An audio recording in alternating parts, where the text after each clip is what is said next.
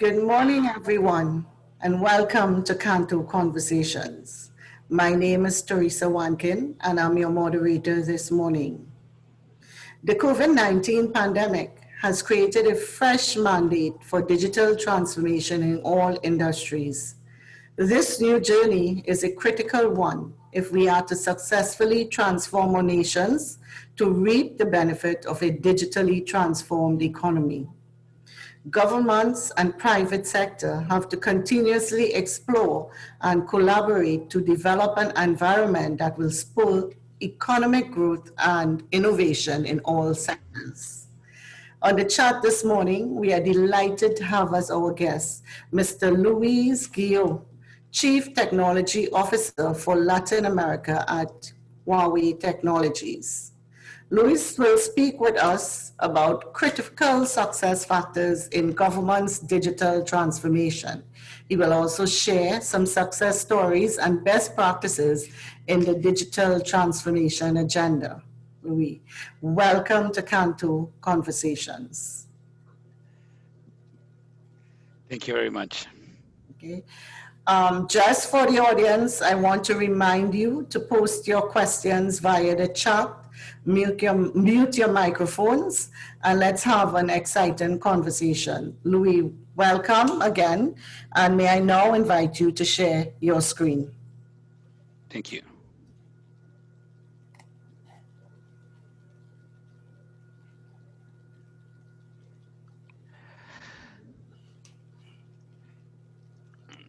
Good morning, everyone, and thank you for your time. And Kanto, thank you for inviting me to share my thoughts on digital transformation and the new challenges that we're living today.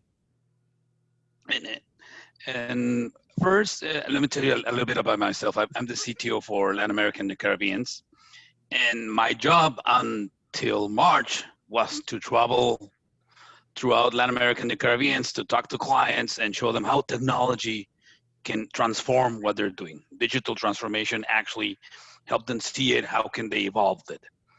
So, but on March, everything changed. But before we go to COVID, I would like to just everybody to get the example of what is digital transformation, and we homogenize our knowledges. Digital transformations is the chance associated with the application of digital technology in all aspects of human society. So it's taking ICT to make our lives better or improve it or change it. And I'm gonna give you a basic example what has happened throughout time.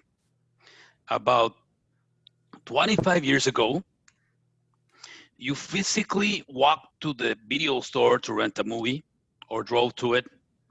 If you want to make a phone call, you had to call from home or from work because it was a landline, and everything was paid in cash. It was very rare that somebody had a credit card or other means of paying. You paid cash or by check in most cases. Technology started to change, and the Netflix appeared, but Netflix appeared not the way we know it today, but in the United States appear as a mailing service. So you went online, register on their webpage, chose from their inventory of pictures, and they send you 3 movies via mail.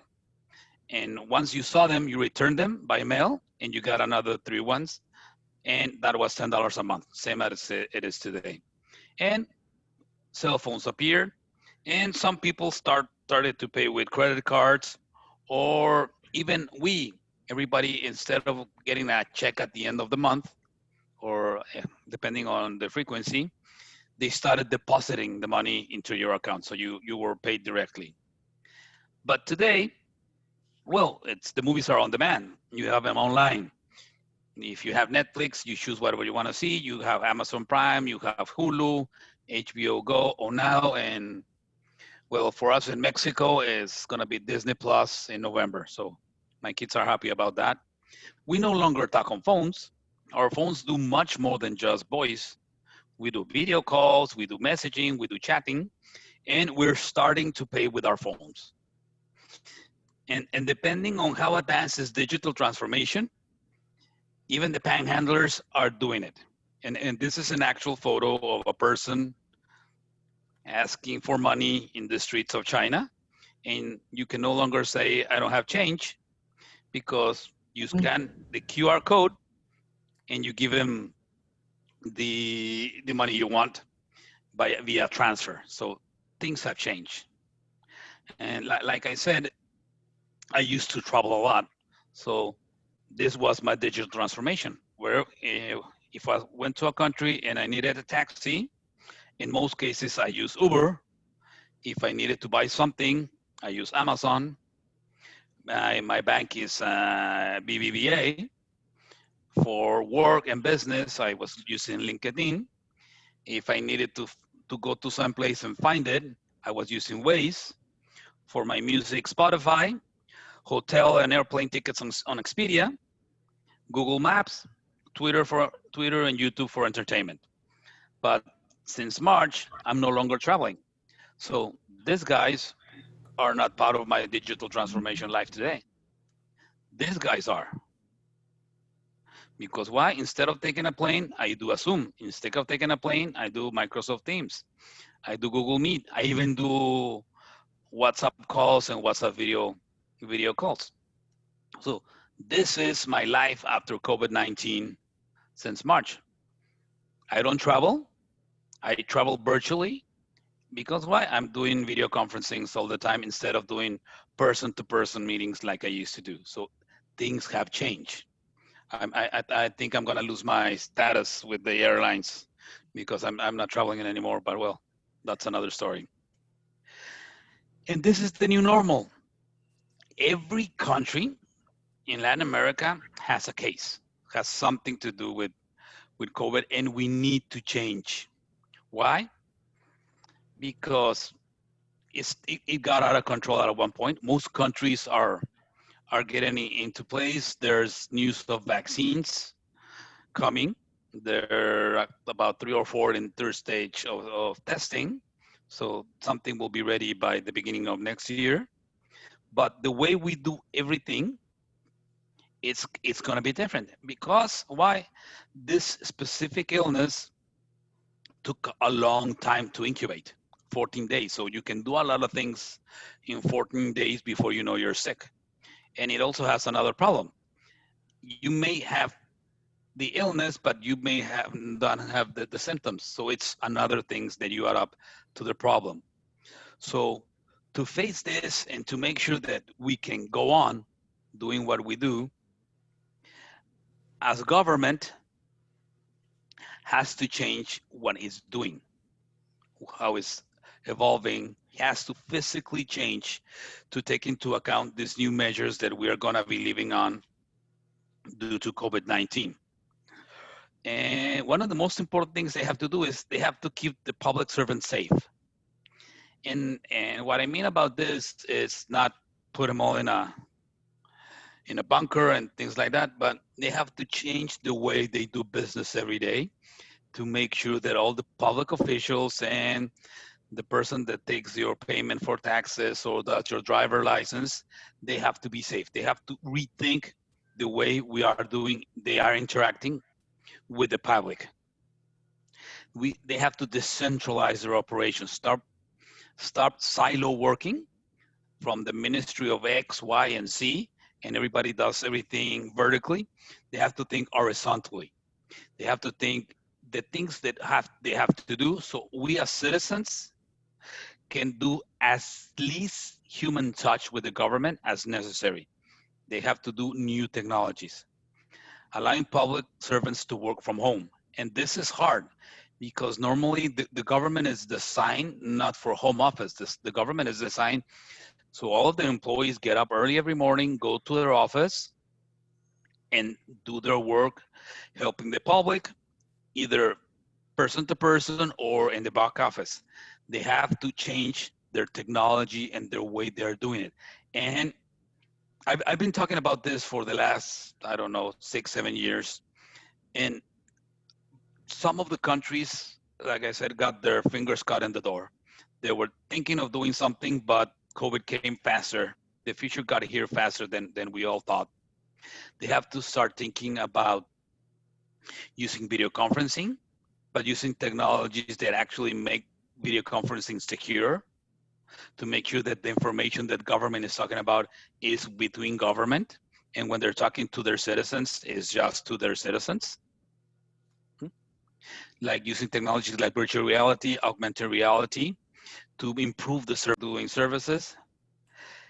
They have to develop a network identity and digital signature so you can guarantee who you are talking to and who is sending you the information and who is doing the authorization, not just by clicking I accept, but actually doing an acknowledge, like you sign up physically a contract because you read it, something like that, to make sure that the person that agreed to do something is actually that person. They have to develop regulations for the industry. Like you saw in my example, they have to work on a cashless economy. Why? Because as everybody knows, cash is one of the dangers with COVID-19. The virus can live a long time in money. So we have to change to a cashless economy, or as most as we can get to a cashless economy. Invest in artificial intelligence or to make better decisions, to enable better decisions so you can process the information faster. And build one-stop shops as government. So when somebody has to go to a government office and it's unavoidable, it only has to go to one and can do everything there, not have to go to all the places to do whatever they have to do. And the next two are very important. They have to maintain or get a system where they have actual information of what is happening on all of their inventories. They need to know what they have, where it is, how long we'll be working. They have to have a better management of everything they have so they can better resolve whatever incidents. They need to know how many beds are available, how many pills of aspirin they have, how many ambulances they have available, how many are in the shop. They have to have all of this information at hand so they can take better decisions faster.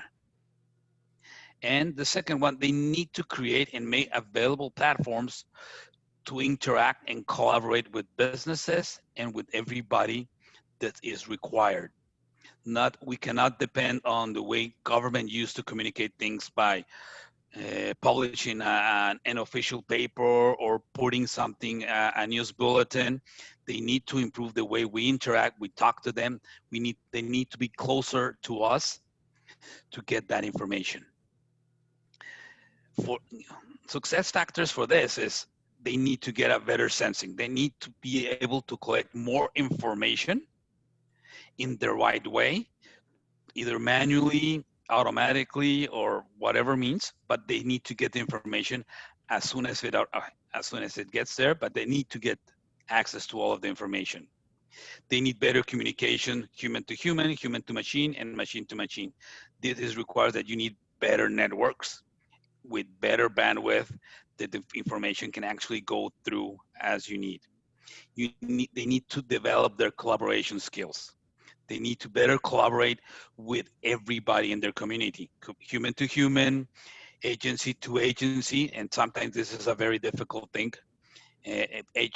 Different agencies to collaborate, agencies to the community, city to city, different levels of government to different levels of government. They have to develop the ability, and this is to make sense of all of the information they're gathering, that everything is happening so they can make better decisions. They need to know what happens, when it happens, where it happens, why it happens, who did it, how they did it, and what's coming next. And once you have all this in place, it really helps you transform and bring you better services. I'm gonna do this a little bit fast because what I want to do is actually open up the mics and develop interaction and answer your questions how we can do it. And when we're talking about sensing, and this is very important, you need to have access to the data. You have to have legal access to it and in a timely manner. A good example of sensing what South Korea did and during the MERS epidemic, they knew they didn't have access to information, so they changed the laws, they created systems, so they were very prepared for the next event. So now that this COVID came in, they had access to the information. They had data availability because they changed the laws. They have access to their phone systems. They have access to credit card data, to mobility. So they actually can do traces of where everybody was moving and can do a better service. They did purpose-built apps. So everybody that got ill, and this was an example in China, everybody that got ill or was highly suspect of getting COVID had to install this app in their phone so they can be traced to wherever they were and report daily their symptoms. So they could actually know where all potential outbreaks could be controlled. Communicating, you'd have to do these very timely communications. Very important when you're doing communications, it has to be scientific communications. It doesn't have to be politics. You have to inform precisely what you're doing, what is going to happen, and why you're doing it in a scientific manner. Why are you restricting movement? Because you're trying to contain the illness. Things like that are very important. And, and why is this important that we're doing this not just for COVID, but this will extrapolate to the rest of after we get past through COVID-19, the next incident is just around the corner. So we need to be prepared, and government has to change the way they're doing everything so we don't get a repeat, or if we do get a repeat, we can contain it faster. Collaboration between governments, and this is essential. And a very good example here is what the difference department agencies in China and different regions actually started to collaborate when the incident grew, and because of the urgent need of medical supplies, medical professionals, different agencies started to transport or send their doctors to where they were more needed, and waiting for them to return to the community when they were needed there. So this is true collaboration. They started sending medical supplies instead of hoarding them to be more prepared for when the incident came there. They said, it's better to stop it before it gets here than be ready to combat it. And when I was a public official, there was a saying from the Minister of Health here in Mexico, and it got stuck with me. It says, $1 spent in prevention saves 10 in cure. So yeah, having good collaboration is better than being prepared to take it. And making sense making. Here's very important. You need to have the technology to process all the information. You have to have the big data technology to store, analyze, process. You have the technology to track all the people that are involved. You need to do the technology to do the forecasting. Somebody's trying to do a question. I'm getting a, okay. No, okay, go ahead. Okay, excellent. The And questions will come through the chat. So, okay. Oh, sorry. all right. And medical eh, artificial intelligence apps. And this is important because the doctors are gonna get tired. You need to reinforce their ability with tools that will make their life easier, faster, like artificial intelligence diagnostics. And this doesn't mean that we're taking the doctor out of the equation. This means that we're bringing more tools to them to help them solve the problem faster. And decision making, prompt decision making, the correct decision at the right time is very important. Like I said, the decision should be scientific, not politician. You need strong leadership. And the best example I know for this point in decision making is New Zealand. And New Zealand, the prime minister. I believe it was the first country that got rid of COVID for 100 days. They took very drastic, very precise decisions by the prime minister, and she has that ability that she makes the decisions on the needs of the country, not of the wants, and that's very important. And something, and about a week ago, they got the resurgence of COVID. At first, a new incident of COVID after being COVID-free for over 100 days. And she did something very important. She shut down the country with just one, because says we have to nip it here. We have to stop it.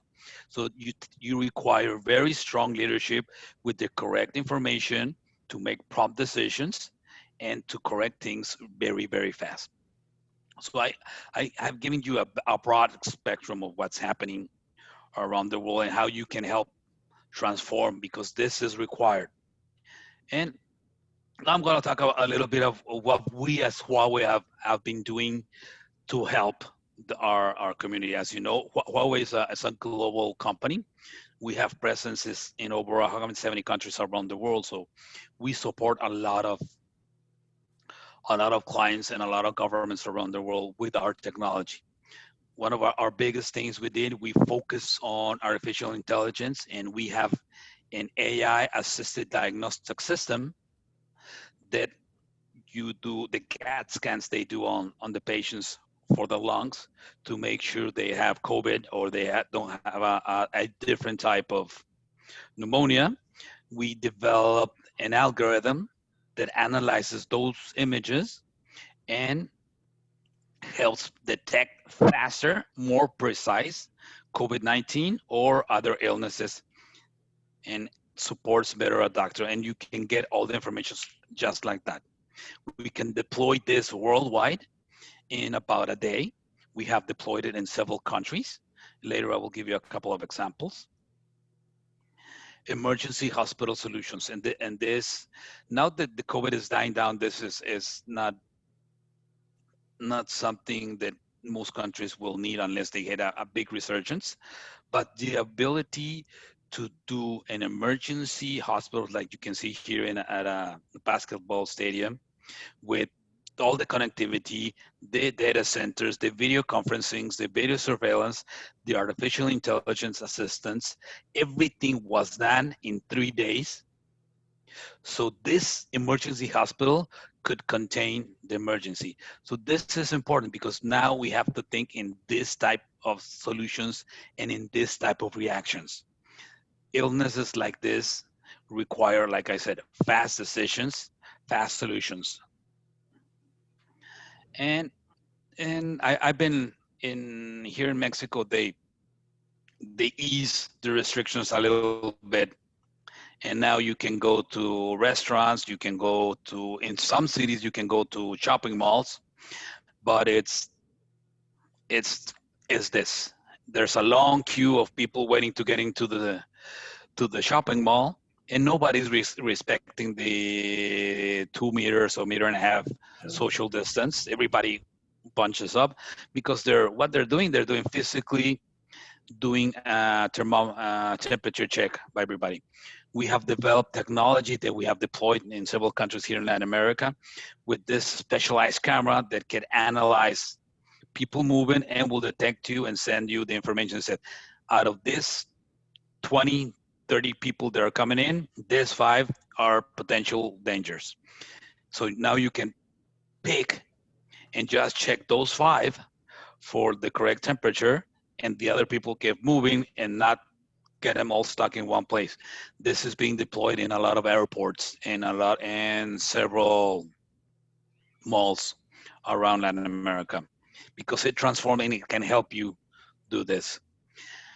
This is my favorite solutions of all because everybody got caught with their fingers at the door. Most government educational systems weren't prepared to do remote teaching. They weren't prepared for the children to stay at home. The teachers stayed at their own home and for some way get them connected and keep giving classes. This is a technology that we have developed for several years. It has been deployed right now in China. 200 million children take classes through this technology. and it orchestrates everybody involved in the process, from the child at home connected to the internet to make sure that it's connected to the right course, to the right teacher, and is taking attendance and is taking the classes, to the teacher making sure that all of her children or his children are attending the class, paying attention, learning, doing evaluations. The management system, knowing the teachers are giving the class on the right subjects, the children are attending the schools, and everything is flowing. And this is very important because, like I said, most countries weren't prepared for something like this. And this is something that we can deploy really, really fast. The biggest challenge right now is having the bandwidth for this, but the technology, we can do it really, really fast. This is a couple of several examples that we've done in Latin America and the Caribbean. We've done in Ecuador. Here in the lower left corner is the thermal camera in the airport of Argentina, where we're doing the CAT scans and analysis for the AI and detecting COVID in all of these countries. So we're very proud of what we are doing and how we can actually help you not just fight COVID and improve it, but help you in the transformation, digital transformation that will require, that is need be for what's coming. And because the world has changed, the new norm requires that most of our interactions should be online, non-physically changing information to reduce the risk. Thank you very much, and I'm ready for your questions. Thank you, Luis. So we have some questions. We will go to the chat in a minute, so I'm encouraging the audience to please put your questions in the chat. So I wanted to ask you, Luis, how has COVID accelerated the need for digital transformation in terms of what you have seen in Latin America and the Caribbean? Well, it has accelerated because, like I said, we no longer should be required to do physical transactions like renewing your driver's license and have to go to the traffic office and go and present all your information and go to a bank and pay for the driver's license. The technology today is available that you can do everything online. And in fact, we can even go to all the way to the process of removing the driver's license, and being technology and be on your phone, or having a single card that represents all of the services that government does in just a single card. It could be your social welfare card, it could be your driver's license, it could be your bank ID, it could be your school enrollment, and everything can be withheld in that part and just activate it in the back office, whatever you need. If you're part of the social welfare program and you're getting help because you're unemployed, the money can go directly through there. You don't have to go to an office, or we can do things like that. And this is the way we have to be thinking. We have to be thinking that everything has to be non-physical, and it can be online, transactional, but we have to take the steps that most countries have not taken, like having a legal digital identity.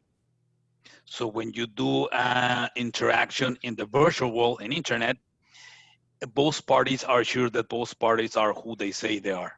It's like when you go and sign a contract, you normally present your NID, and the other person sees your driver license or your passport, compares your face to the card and says, okay, well, yeah, Luis is Luis, yeah, go ahead, sign. In the virtual world, we cannot do that. So we need to create technologies that do that. And one of those is digital signature that has all of the valid information that makes sure that the interaction that we're doing is valid because the information cannot be refuted. It guarantees that I am who I say I am, and I'm actualizing, or I'm doing the action I'm saying. So these things that need to accelerate to make sure that we are a better online person. Okay, great. So I want to talk a little bit about Huawei itself. You're known for a huge technology company. And I wanted to find out how COVID affected the way you operate. I know you also operate for brick and mortar. So how easy and was the arrangements for your employees throughout the Caribbean? What were Well, the pain points and challenges? it's like I said, we're a very large company. We are we are we are a service company. We are a product company. So depending on which stage of the company, it got different. The manufacturing got halted a little bit because that was most of it. Well, not most of it. Most required human intervention. So due to COVID, and most of our plants was shut down for a while until everything was rearranged to make sure that the employees were safe. Where the automated factories, they didn't stop because, well, like I said, they were automated. The technology did take place, and because we're a global company, we have we have a lot of systems in place to be virtual. Ah, That we're doing like what we're doing. So, like I said, I traveled 2 to 3 weeks a month. I traveled, so I was physically not at my office. Everything I did it throughout my laptop or my phone. So we already have the technologies to do not necessarily home office, but like the Americans said, a road warrior. yes, We were always connected. We always had the information. So we were always checking in on what we're doing. All the information is online. So in that sense, we were very prepared and it did not affect us. What the part that were affected is that although we are a very large company and we're diversified and whenever we do like to sit together, we do like to express and see our faces and no, we're working on this project, we're doing this, and that's been a challenge because like I said, I normally travel to this is my 7th year doing Kanto yes. talks, and normally I had the pleasure to travel to an exotic island, go to a nice hotel and meet everybody and like we say pleasure fresh, do my presentation and getting the feedback from the audience because I saw the audience. Now it's you have to be more prepared. You have to reread it and make sure you're staying to the script. And that's the biggest challenge, that not having the physical contact, only the virtual contact. That it's taking its toll. It's not the same when you talk to the clients through a screen that when you're sitting across the table and actually doing the social relationships. Yes. So that's social interaction. That's everyone's major problem right now because Yeah, we are social creatures. We need that face-to-face yeah. interaction for survival. But in the absence of that, we have Zoom and all the other technologies. So And I we have a wanted dinner. to, yes. What are some of your biggest success stories with digital transformation in Latin America and the Caribbean? Well, I think one of our biggest challenge, and it's on its way to be a really big success, is what we're doing in two tiny countries in the Caribbean, Guyana and Suriname. And it's transforming them to be connected, to actually have a very strong network, to have very strong systems, true centralized data center where everything is working there. That's one of the two that I'm most proud of. The other two big changes that we did was in Mexico when we developed the network to connect all of the educational process. And this was done about 6 years ago. And we didn't get to the point to implement the distance learning, but we got to the point that all of the schools got internet, all of the schools got communications, all of the schools got the ability to communicate and share their information. That was also a very good one.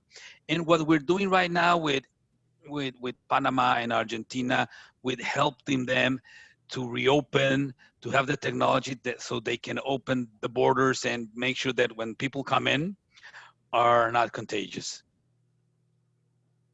But the biggest ones are Guyana and Suriname, Okay. because those countries are gonna really transform with these technologies.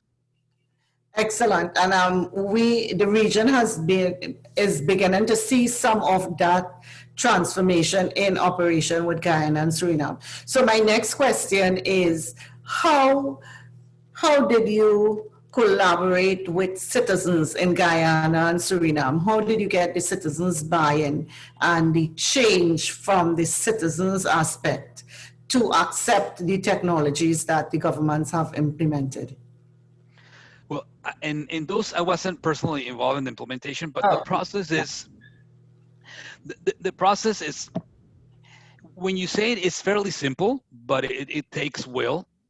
And you have to present the information. You have to explain to the citizens what you're doing it, and what's going to be the benefit.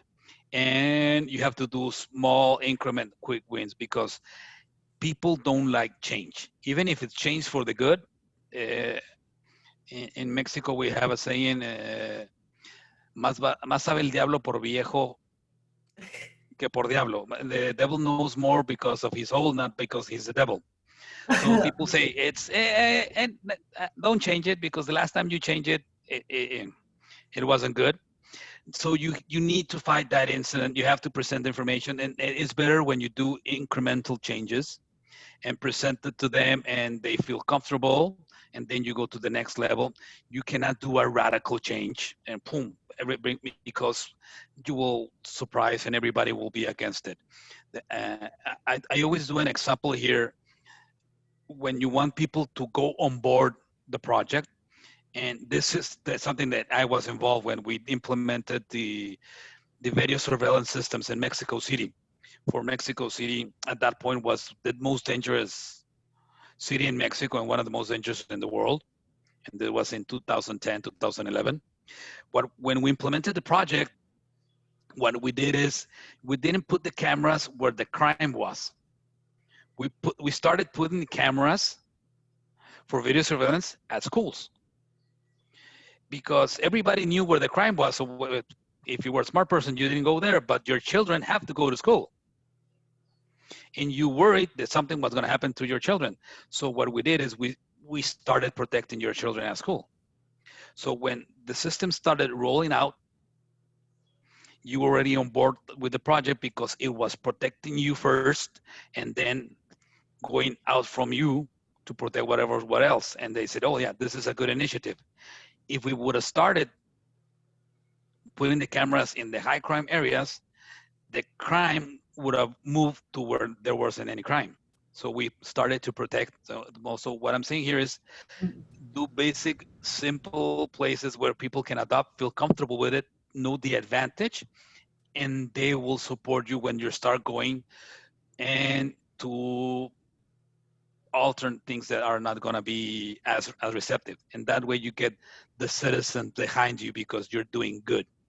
Either the lesser people are going to be comfortable, like the criminals got mad because we were putting cameras, Yes. but the citizenship was behind us because this is the right thing to do.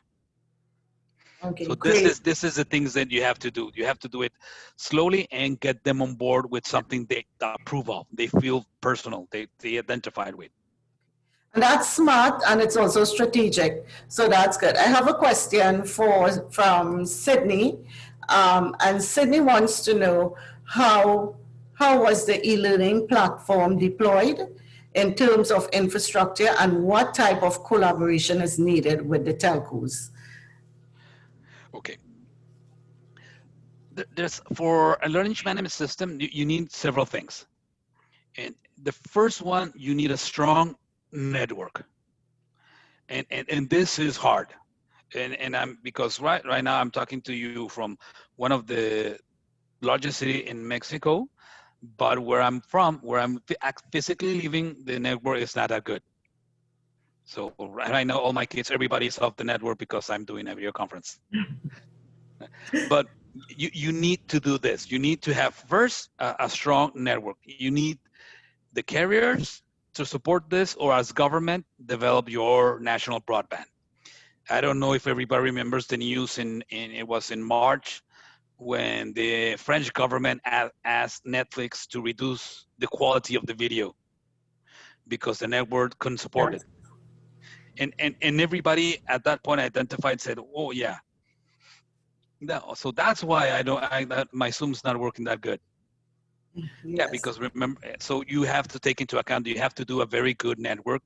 You need to make sure that the children that are going to be connected have stable, good connectivity. That's one. Two, you need to have your learning process, make sure that complies or has been transformed or has a process to incorporate this new teaching form, and the contents are developed for this. Because it's, in essence, is the same thing. It's a teacher teaching, but it's not the same, that because she's not physically present. And the presence, when you're in a younger age, like my kids are 6 and 4, the physical presence of the teacher, it's impacts the children. So when they hear her, they see her, they feel her presence, they pay attention, they do what they're asked. If they're in a virtual way, they need to develop new skills for this. So this is something you have to take into account, because the teachers have to develop new skills to keep the attention of the children, because they're not physically there. So they have to learn how to use Zoom or whatever technology you're doing. So you have the network, you have developed the process to make sure that the learning process acquires and it's involved a learning management system. You are involving the teachers with this. You have to bring on the parents, because they have to supervise the process. And you need the back office infrastructure. You also need either doing the LMS in a cloud solution with a strong connection to the country where you are and have access to it, or have it running on your own hybrid cloud, with a hybrid, because it's going to be connected with the content, things like that, that has the capability of bringing the service correctly. And this is very important, because remember, you're teaching children, and if the video conferencing starts going fuzzy, starts going in and out, you're going to lose the children. So you need to have everything working, not perfectly, but very good. And like my former boss said, is the perfect is the enemy of good. So you need to be good, not perfect, so everybody can withstand. So you need to do those things to make sure when you implement the technology, you have everybody to be involved. And remember, the teachers, the back office, the parents, and the infrastructure, the network has to be strong enough to support this. Okay. Teresa just happened to drop off the connection today at this moment, but I'll just carry on until she's able to rejoin us. Thanks, Luis, for that answer. I'll take a question from Simone Joseph Oliveri. She asks, what recommendations regarding education, etc., will you give for remote areas that already have challenges with internet connection even before COVID-19? People, especially children, are placed in an even more disadvantaged position. And it's, yeah, and I have a very, they send me a meme that it's going around here in Mexico that reflects this very, very well. And it's, and I'm going to describe it, the image. And this is a child, it's on his computer, taking the class with headphones, just like I am, taking the class. And the picture is from outside, and this is this little kid looking through the window, writing on his notebook. And that's a big challenge, because you have to make sure that when you're teaching, everybody can get the same access. So what we're doing in a couple of countries in Central America, and municipalities, that they have this problem where the remote areas don't have as good or basic connectivity. We're helping them to expand the connectivity to those subdivisions or to those neighborhoods, to bring new wireless connectivity, to make sure that those children, in one of these cities, they have 26,000 kids that don't have access to internet. So what we're doing is, fortunately, it's concentrated in a couple of neighborhoods. So what we're helping the city is, in collaborating with one of the local ISPs, we're helping the ISPs to extend their network to give priority traffic to those neighborhoods. And because what we're going to be doing through the use of technology is, in those places, they're going to be able to connect to the wireless network.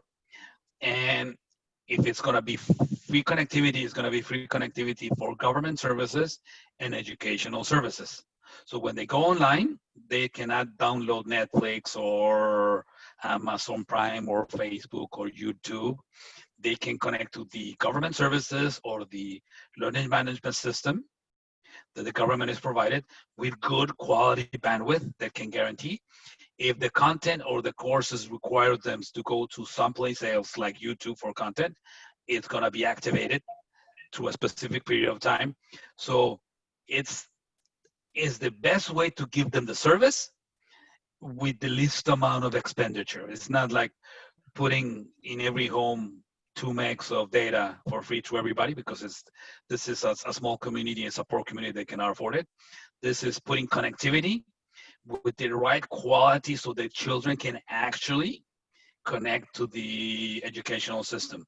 We also helping them with the implementation of tablets for those homes that don't have computers or have the capability for a tablet to connect, so they can have a tablet or a small PC and they can be able to connect. It's not going to be given to them for free. It's going to be a loan to support them through the process. So this is things we're helping a lot of communities to transform, because the biggest problem right now is that not everybody has 150 megs bandwidth to their homes up and down. Most of us are doing with 5 megabits connectivity, things like that. So if you have 2 kids at home, they're taking classes online, and you have a spouse that also working online and you are working online, those are 4 video conferences going at the same time at 9 a.m. and the bandwidth will not hold up. So you need special requirements, special services, and you have to think in that way. You have to think in, well, we have to habilitate what we can do so they can do the service. And this is the way you can actually transform and make sure that they're getting education and the government is providing them without spending too much money, or spending the right amount of money to bring the correct service.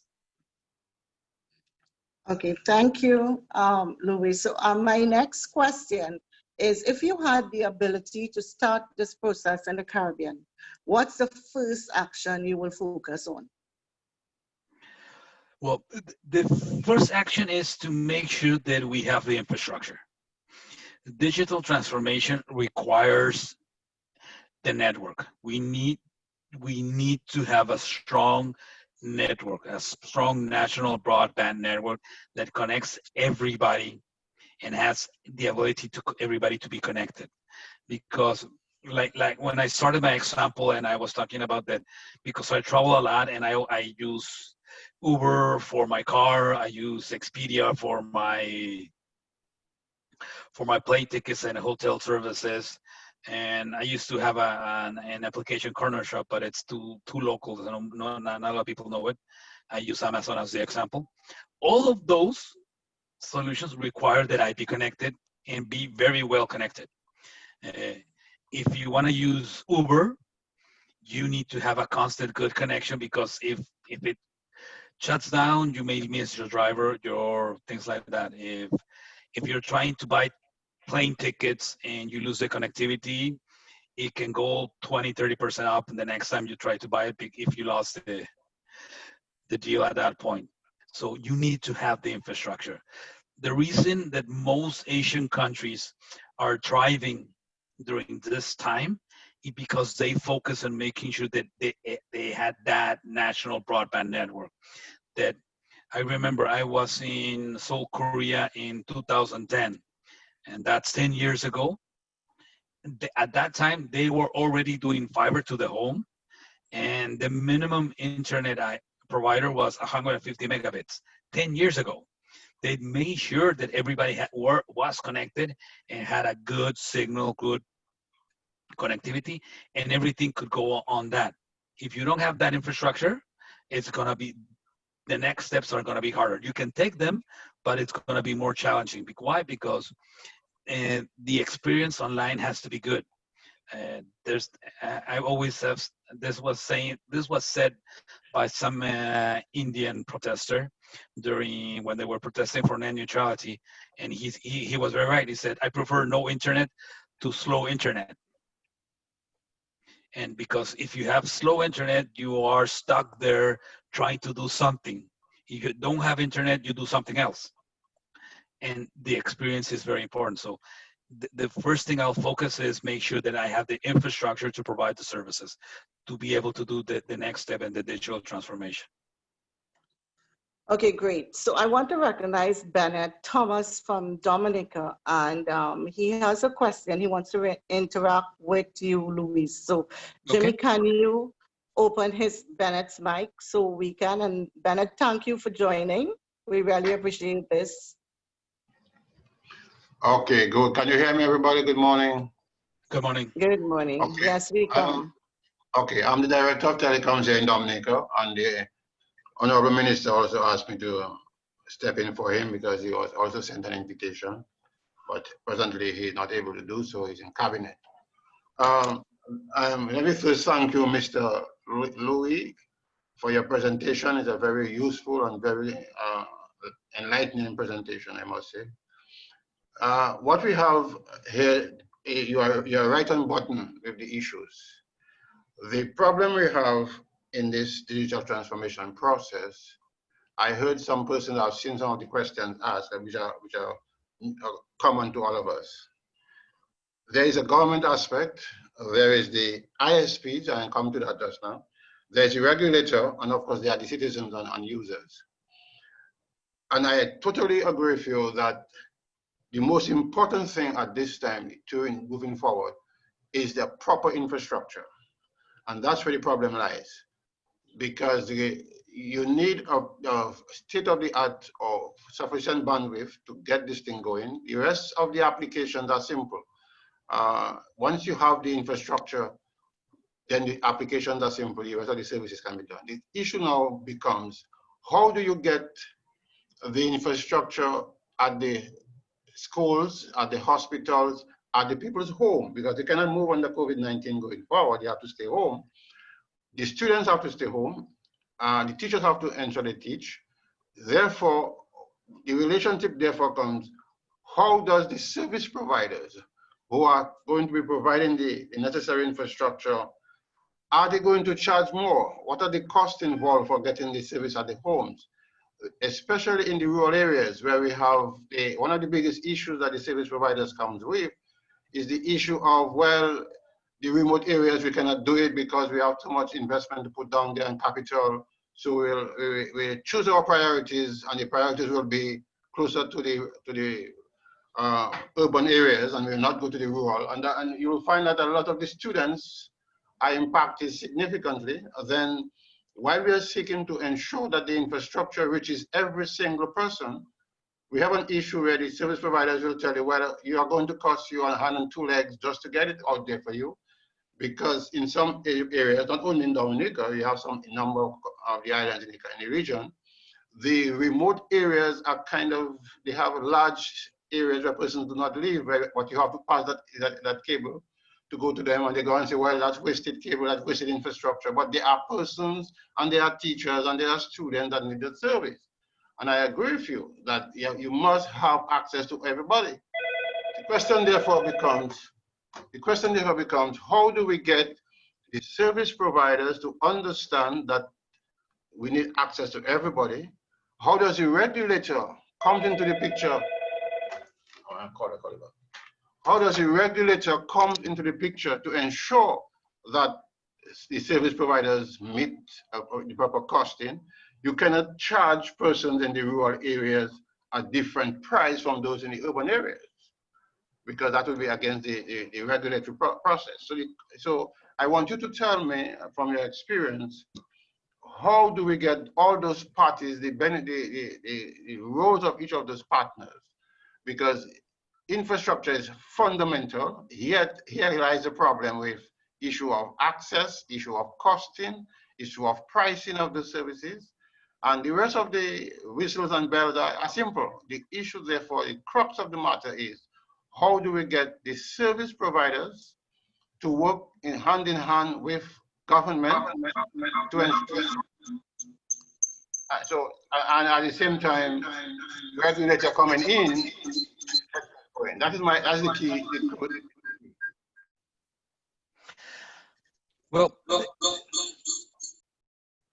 the first thing is, you know that you have a problem. That's the, like everything is, but everybody in the process has to identify what you're trying to do.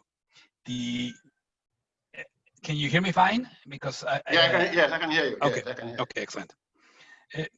The operator, the ISP, it's a private company, and every company is well-meaning. And like I said, we are a very large company, and we like to support all of our clients. But at the end, we have owners, and we have to present a profit. We have to make money.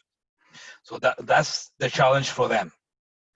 But as government is not a profit-based organization. It's the reason of government is to bring services and protection to the citizenship. So we need, what needs to know is that connectivity has to be transformed into a priority service like water, gas, electricity. And in the example I was giving about the schools in a couple of small towns in Central America, the government decided that those schools, those zones need connectivity. They need to have service.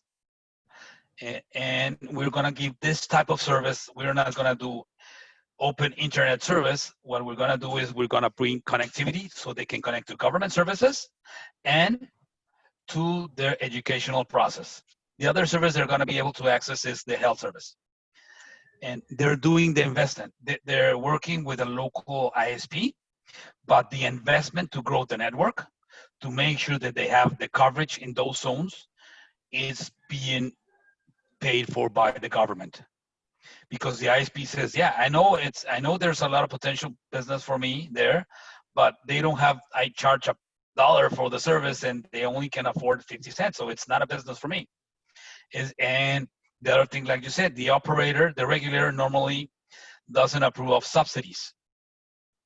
But everybody has to cooperate to make sure that what we're trying to do is in the best interest of everybody and in the best interest of the people and of the citizenship, not just the best interest of the service provider or the government or the regulator. Once that everybody knows that we need to transform those zones with good connectivity, and the government may pay some part of the cost, or in other countries they say, hey, we'll do everything and we will compete directly with the ISP because they don't want to bring the service. That's the decision. But the best way to do it is everybody get on board, and what everybody can bring to the table to make sure that we are all having good connectivity. The operator says, well, I can give you the internet services at a discount so you can provide the services. You can help me pay for the basic infrastructure or the fiber to get to those far places. Give me the right of way, send me some taxes, support me in a way that actually can be not necessarily profitable, but not lose money, and they can bring the service and make deals like this. As you know, in most countries that I've traveled, when you do a contract with your cell phone provider, they include WhatsApp for free.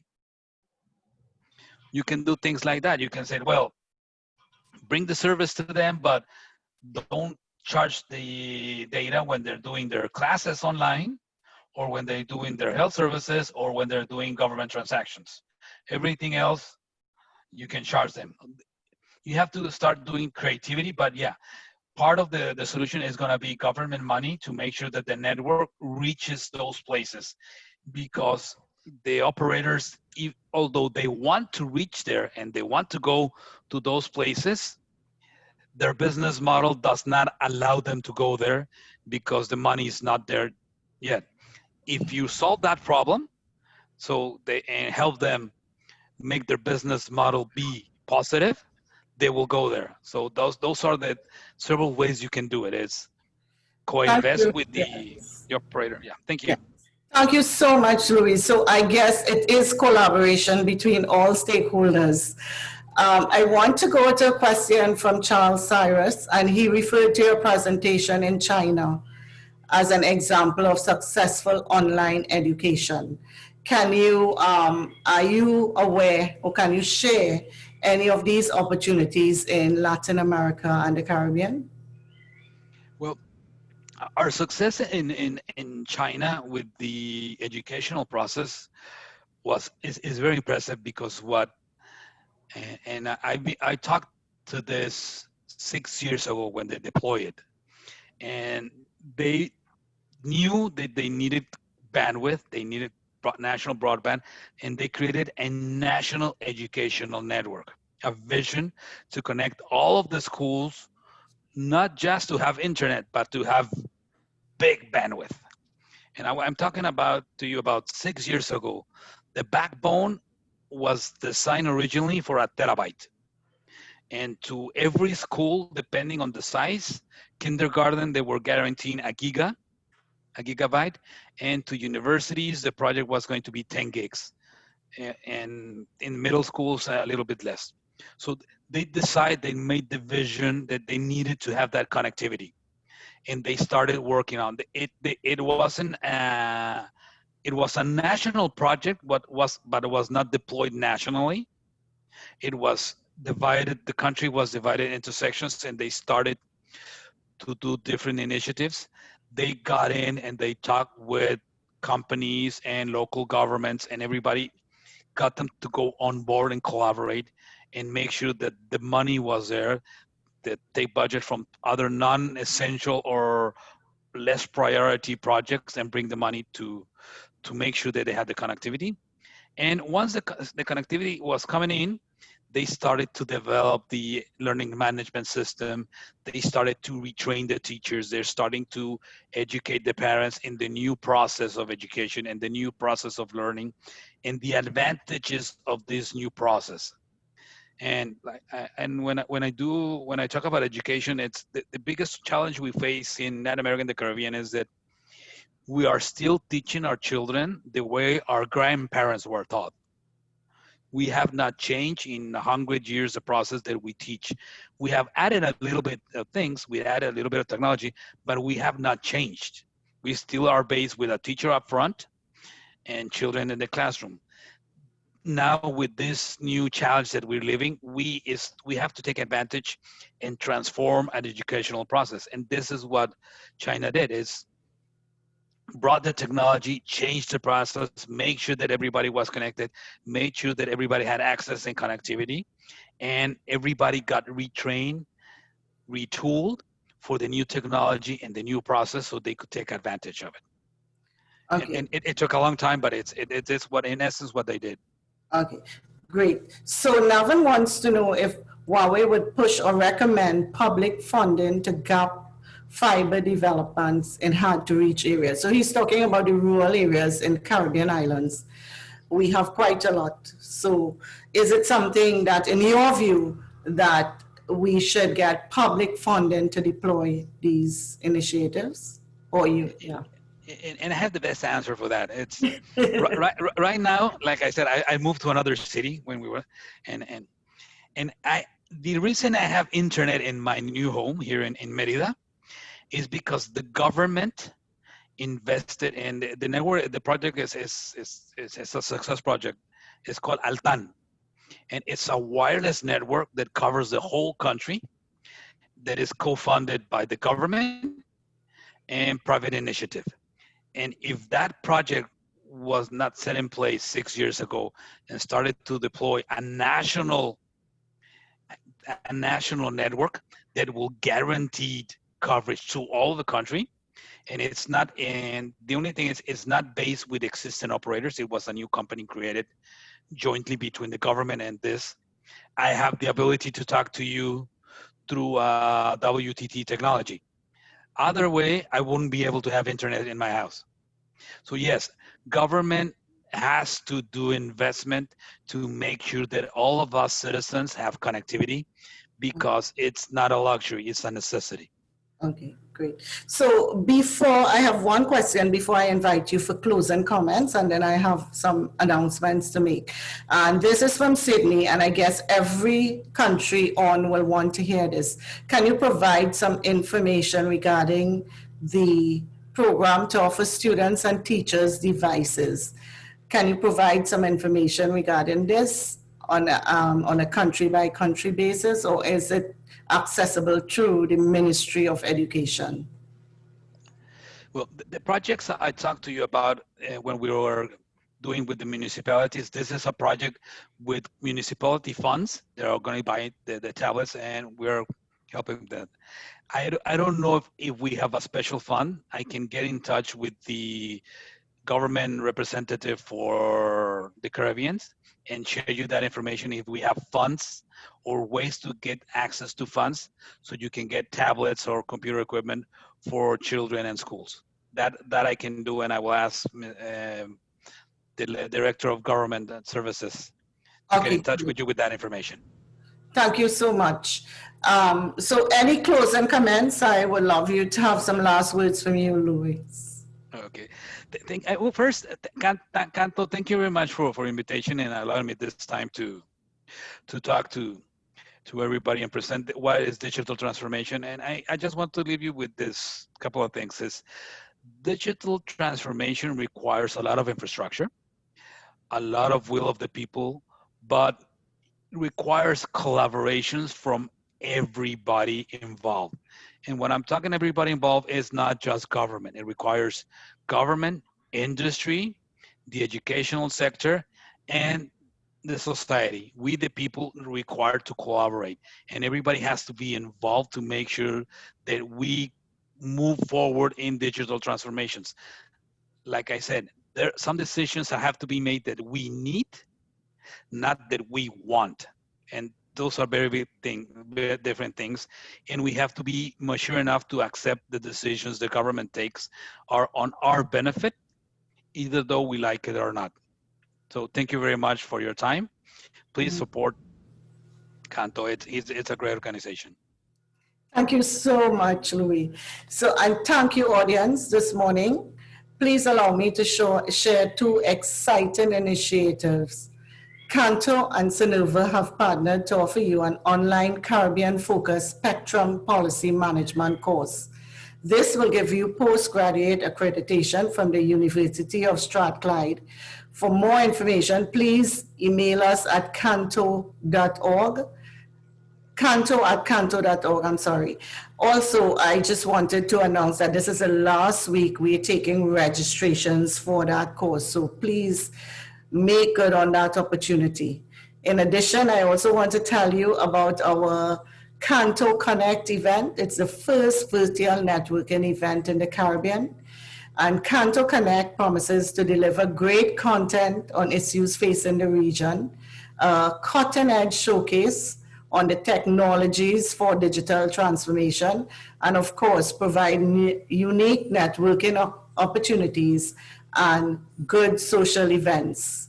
For more information, contact us at canto.org or visit our website. Thank you for being with us this morning. Work from anywhere, stay safe, and stay connected with Kanto Conversations. Thank you all.